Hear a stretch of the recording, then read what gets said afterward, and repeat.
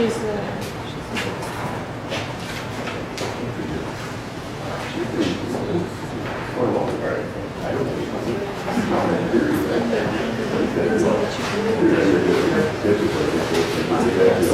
how much?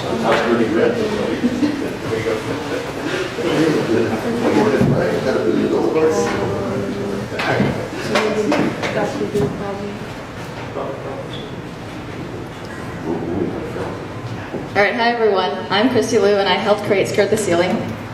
So STC's mission is to create a more sophisticated retail apparel search path. And in order to test our hypothesis, we started with a more focused market than the entire US retail market. So we started with what we had domain knowledge in, which is women.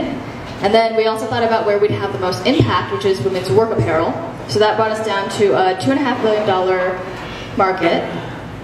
But the problem with work apparel search, or frankly most apparel search, is that it doesn't fit the customer's needs on the user side or the retailer side. And in fact, it hasn't caught up with search technology, unlike the rest of search. So what I mean by that is that you still have to translate into your own brain what you want when you search. And also, for example, if I have an interview at a consulting firm, or if I have a networking event for startups, I have to first know what I'm looking for.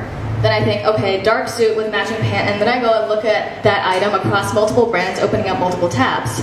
Or I just look at every single SKU in this sea of SKUs, and what I generally end up with is, for the retailer, I don't convert, I abandon my cart, or I return my items. So what the problem is that the search isn't natural, it's not in your own language, the selection is either too narrow or too broad, and for the retailer, there's no conversion. So our solution is to search in your own language, and the first way we're testing that is by occasion, because that's how it works. When you have an interview, I think, I have an interview, I have a networking event, I have a client meeting, my dress code is this, and that's how you think. So that's the way that we have it on our shop page. You can search by all these occasions that you would encounter at work, also by the dress code. And the way that works is, it's natural, it's in your language, it's the way that you think. The selection that you come across when you shop is more appropriate for what you want to see, and therefore it leads to a higher conversion rate for retailers. So what we've done is we want to test out this process. So we want natural traffic coming to our shop page to see how they shop. So the way that we've done that is we've used generated content. A lot of it is user generated. So we take photos of real women wearing the outfits that they wear at work. And the content has proven so powerful that brands like Ann Taylor and Banana Republic have put us on their homepage. In addition to that, we have style guides to help women who don't know what they need to wear to certain occasions, help them find that, and help educate them. And now the good point is we've gotten a lot of traffic, so we've been able to observe and study shopping behavior with the occasions. We've also tested occasions such as graduation, which is seasonal. And then in addition to that, we've also been able to use affiliate marketing to get some revenue in the short term. So competition, there's a lot of people in this space, and obviously there's also the big scary Amazon cloud that is hovering over everyone. But if you go to Amazon or googleshopping.com, and if you look at women's work interview attire, what I found was like jean shorts or like a gown. So neither Amazon or Google have really fixed this entire problem, and so that's why Skirt the Ceiling is here, to try to change the way that retail search works.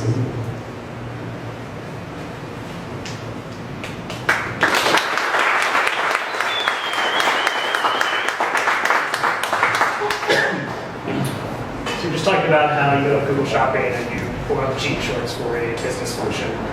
How are you curating it to avoid those problems? So right now what we do is manual. So in the future we want to build the same version but automated. So what we do is we'll pull a lot of SKUs from the typical workwear women's websites, so J. Crew, Ann Taylor, Banana, and there's a lot of APIs where you can do that easily.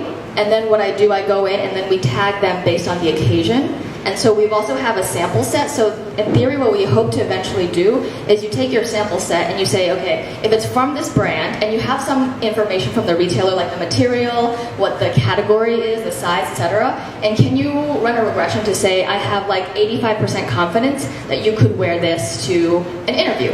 And then we have that data, and then after that, you would have a human to browse it over and say yes or no to kind of correct your training set, and then you'll be able to eventually calibrate so that with like a better confidence level, you can say you can wear this to at least a business formal function. And because most interview settings are business formal, you should be able to do that. But obviously for like startups or whatever, there needs to be a different type of algorithm. So there needs to be a human to kind of be there to say yes or no to be able to make sure that nothing like jean shorts happens when you search interview attire.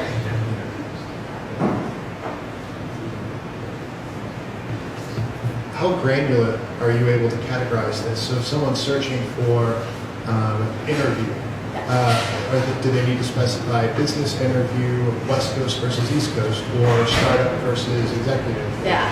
So the question I get most, I think, is like, what do I wear to a startup interview? So what we do have, right now we have dress code and then the occasion. So we have like about 10 occasions covering like 80% of what women face at work.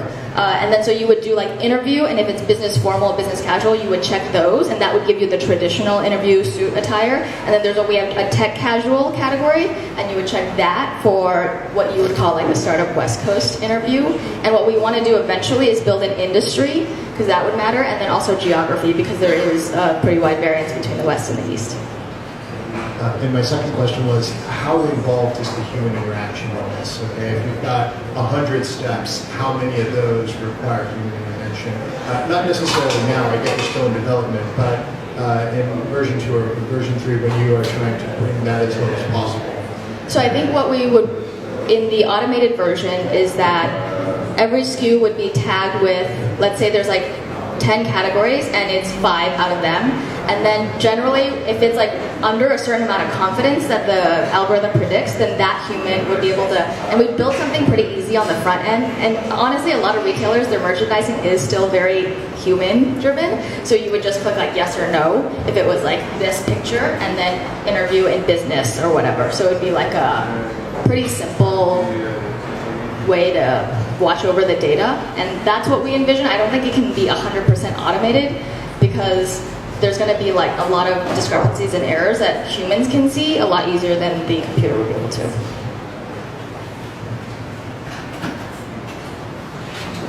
How do you deal with different cultures using the same platform? Like, for example, if a Mexican woman wants to attend a family reunion or something like that, but then if somebody from the U.S., Yeah. you know, like coming from Boston wants to go to the same family reunion, like, how do you deal with those differences? So right now, I think for the extended future, we're going to focus on women's workwear. But actually, I think that, so I come from an immigrant family, and I think that that's where a lot of the need is, because honestly, I didn't know what to wear to an interview, and no one told me. So I'd have to figure out by myself, and I think that that's why we do a lot of content, because there's a little bit of a mission where we want to just help people. And I think that there are families of women where they don't have the people ahead of them to show them what they need to wear, and then the people around them or the people in media don't look like them.